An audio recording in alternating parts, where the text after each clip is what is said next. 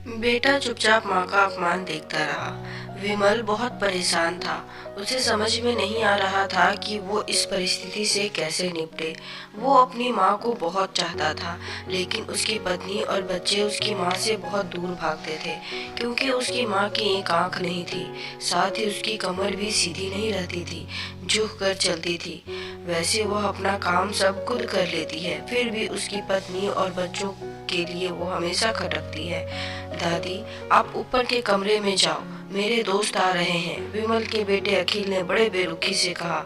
पर बेटा, मैं तो यहाँ दूर बैठी हूँ, विमल की माँ ने बहुत प्यार से कहा। नहीं, आप उनके सामने मत रहो, वो मुझे चिढ़ाते हैं, अखिल ने जोर से डांटते हुए कहा।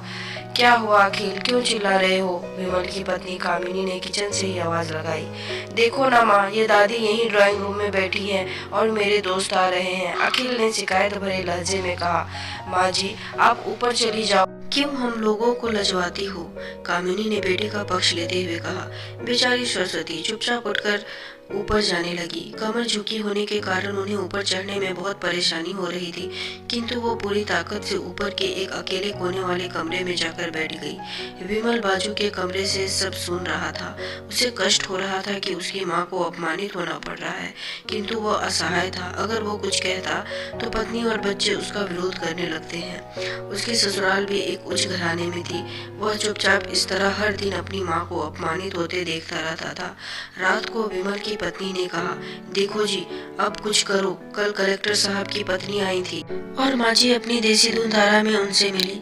मुझे बहुत शर्म आ रही थी बताते हुए कि ये मेरी सास है। मैंने कह दिया कि दूर की रिश्तेदार है, इलाज कराने आई हैं। विमल को रोना आ गया, फिर भी वह चुप रहा। उसे समझ में नहीं आ रहा था कि वो क्या करे।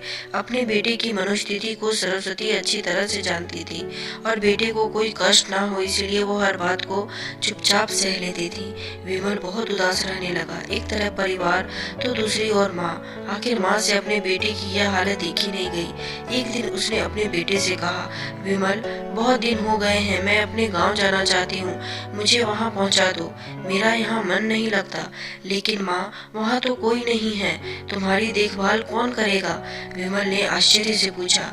अरे सब गांव वाले तो हैं और वो तुम्हारे मामा जी तो उसी गांव में रहते हैं, और फिर हम सारी व्यवस्थाएं कर आएंगे ना। कामिनी को तो जैसे मन की मुराद मिल गई हो। हाँ बेटा, बहू सही कह रही है, माँ जी ने लंबी सांस लेते हुए कहा। विमल जानता था कि गांव में माँ की देखभाल करने वाला कोई नहीं है, लेकिन अपनी पत्नी के जिद के कारण वह अपनी माँ को गांव छोड़ने पर विवश हो गया। माँ को गांव छोड़कर आते वक्त उसे रोना आ रहा था और अपनी बेबसी पर गुस्सा भी आ रहा था, लेकिन परिवार, पत्नी और समाज ने उसके इन मनोभावों को दबा दिया और वो सुकून सा महसूस करने लगा। कुछ दिनों के बाद उसके चाचा अमेरिका से आने वाले थे। जब विमल बहुत छोटा था, उसके पिताजी जीवित थे तब वो भारत आए थे और उसके बाद वो अब भारत आने वाले थे। पूरा परिवार और आस पड़ोस बहुत उत्साहित था। अमेरिका से विमल के डॉक्टर चाचा आ रहे थे। डॉक्टर रमेश ने जैसे ही घर में कदम रखा, सबने मिलकर बहुत उत्साह से उनका स्वागत किया। विमल भाभी नहीं दिख रही है, कहाँ है? डॉक्टर रमेश ने उत्सुकता पूर्वक पूछा। जी, वो गांव में रहती है, यहाँ उनका मन नहीं लगता, कामिनी ने सपाट लहजे में उत्तर दिया। डॉक्टर रमेश ने विमल की ओर देखा तो विमल ने अपनी आंखें झुका ली। डॉक्टर रमेश सब समझ गए। बोले, कल हम भाभी से मिलने गांव चलेंगे सब लोग। दूसरे दिन सभी लोग गांव के घर में पहुंचे। देखा कि सरस्वती को बहुत तेज बुखार है और वो पलंग पर असहाय पड़ी है। डॉक्टर रमेश सरस्वती के पास गए, उनके पैर छूकर रोने लगे। सरस्वती की ये हालत उनकी कल्पना से परे थी। वाह बेटा विमल, तूने तो नाम उजागर कर दिया। अपनी माँ की ये हालत देखकर तुझे तो शर्म भी नहीं आ रही होगी, डॉक्टर रमेश ने विमल को डांटते हुए कहा। नहीं देवर जी, विमल का कोई दोष नहीं है, मैं खुद गांव आई थी, मुझे सब पता चल गया। भाभी, आप चुप रहो। क्यों बहू, तुम्हें अपनी सास की कुरूपता पसंद नहीं है? तुम्हें शर्म आती है इन्हें देख के, है ना? डॉक्टर रमेश ने कामिनी की ओर व्यंग से देखा। कामिनी निरुत्तर होकर नजरें झुका ली। बेटा विमल, तुम्हें शायद मालूम ना हो कि बचपन में जब तुम 1 साल के थे तब तुम छत से नीचे गिरने के कारण तुम्हारी एक आंख फूट गई थी और तुम्हारी रीढ़ की हड्डी में भी समस्या थी। तब तुम्हारी इस कुरूप माँ ने अपनी एक आंख और अपना बोन मेरो तुम्हें देकर इतना सुंदर स्वरूप दिया था। इस संघर्षशील औरत की सरस्वती, तुम लोगों ने यह दशा कर दी, तुम्हें ईश्वर कभी माफ नहीं करेगा। डॉक्टर रमेश की आंखों से अश्रु जलधारा बह रही थी। अब भाभी आप मेरे साथ अमेरिका जाएंगी, यहाँ इन स्वार्थी लोगों के बीच नहीं रहेंगी, डॉक्टर रमेश ने सरस्वती से कहा। उसके चाचा ने जो राज बताया उसके बाद तो विमल को यही लग रहा था कि उससे ज्यादा पापी इंसान इस दुनिया में कोई और है ही नहीं। माँ, मेरा अपराध क्षमा के लायक नहीं है, मैं जानबूझकर चुप्पी साधे रहा, आपका अपमान करवाता रहा। अब सिर्फ आप ही उस घर में मेरे साथ रहेंगी और कोई नहीं।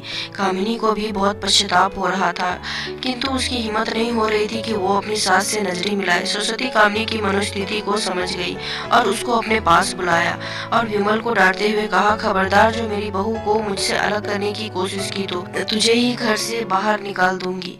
कामिनी और बच्चों ने सरस्वती के पैर पड़ते हुए अपने व्यवहार पर माफी मांगी। माँ का दिल जो था सबको माफ कर दिया। तो उम्मीद करती हूँ दोस्तों ये कहानी आपको पसंद आई होगी। इस पर आपकी क्या राय है कमेंट में जरूर बताएं और लाइक शेयर सब्सक्राइब तो जरूर से जरूर कर दे। कहानी सुनने के लिए, देखने के लिए बहुत बहुत धन्यवाद।